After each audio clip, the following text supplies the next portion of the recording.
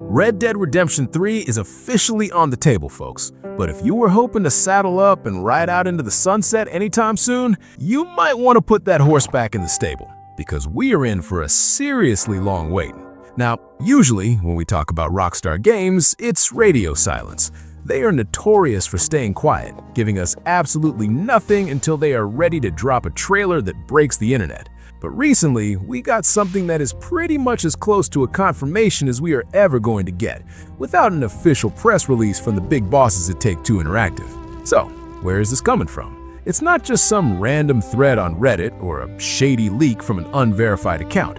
This is coming straight from Arthur Morgan himself, Roger Clark, the actor who gave us one of the best performances in gaming history, recently spoke up about the future of the franchise.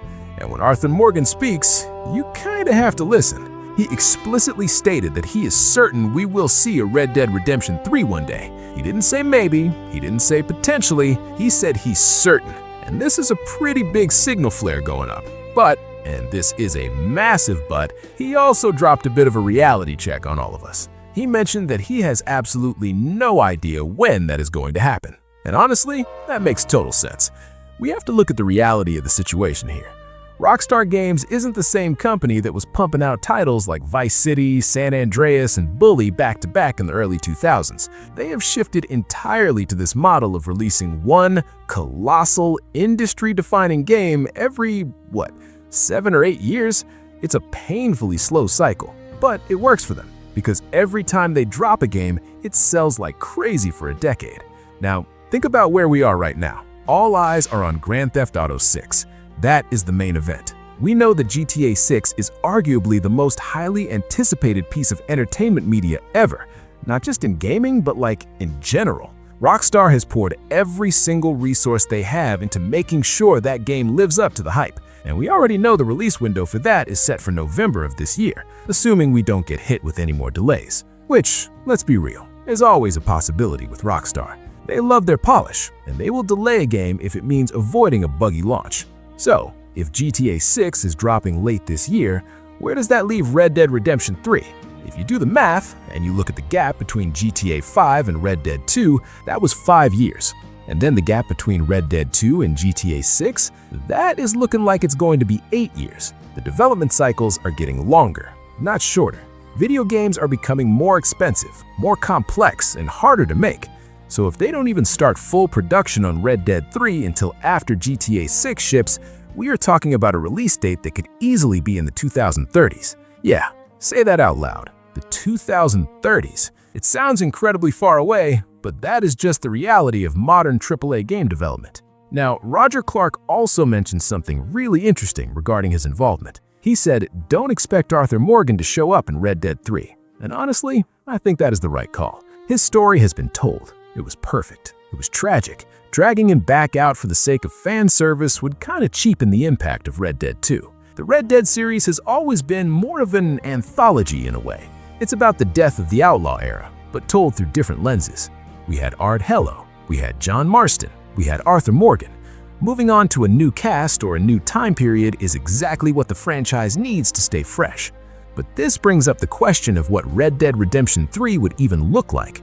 If we are waiting until 2030 or later, we're talking about a game that is going to be built for hardware that doesn't even exist yet. We're talking PlayStation 6. We're talking the next Xbox. The graphical leap from Red Dead 2 to whatever this new game will be is going to be insane. Red Dead 2 still looks better than 90% of the games coming out today, and that ran on a PS4. Imagine what the Rage engine can do with another decade of upgrades.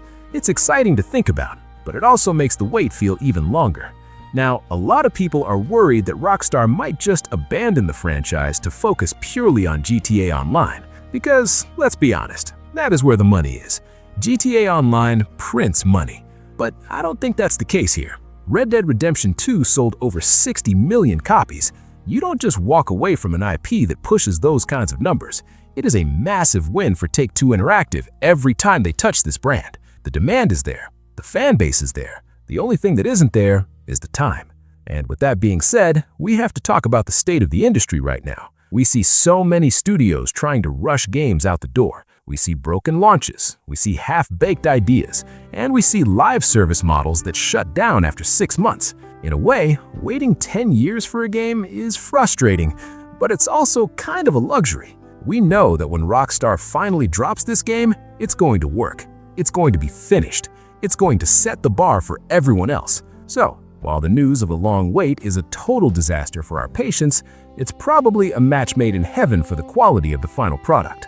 Now, there is also the possibility that Rockstar could hand the project off to a different team or expand their studios to work on 2 major projects at once.